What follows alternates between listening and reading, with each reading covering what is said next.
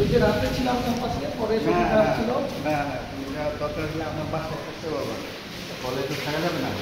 নির্বাচনে 24 ঘন্টা হলো একেবারে বহিরাগত এগুলো সব জিনিসে কমে গেছে।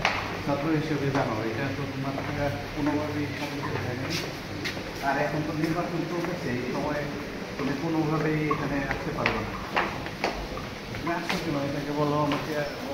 ছাত্র এবং যারা প্রাক্তন ছাত্র হয়েছে বুঝার চলাকালীন সময়ে 24 ঘন্টা আগ পর্যন্ত কেউই থাকতে পারবে না। এটা নির্বাচনের আচরণবিধি লঙ্ঘনের পর্যায়ে পড়ে। আজকে আমি অবহিত হলাম এইমাত্র যে আমাদের প্রাক্তন ছাত্র একজন সে এই নির্বাচনের সময়ে হলে অবস্থান করেছে। আমাকে সাংবাদিক এবং আমাদের ছাত্র হলে অবহিত করা মাত্রই আমি খুঁজে বের করেছি এবং ওকে এখনই আমরা ইয়েতে পাঠাচ্ছি, আমাদের নিরাপত্তা শাখায় পাঠাচ্ছি, ও চলে যাচ্ছে।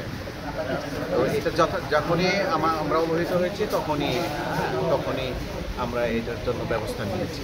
স্যার একদিন আগেই তো স্যার ছাত্রদেরকে সতর্ক করে দেওয়া হয়েছিল যদি কেউ অছাত্র থাকে তাহলে যেন 2 দিনের অন্তত বাইরে গিয়ে থাকে। তো স্যার এই বিষয়ে আপনি কোনো পদক্ষেপ নিয়েছেন কিনা? নিলে স্যার কেন একটা অছাত্রদের হলে অছাত্রদের রুমে আরেকজন অছাত্রকে পাওয়া যাবে স্যার?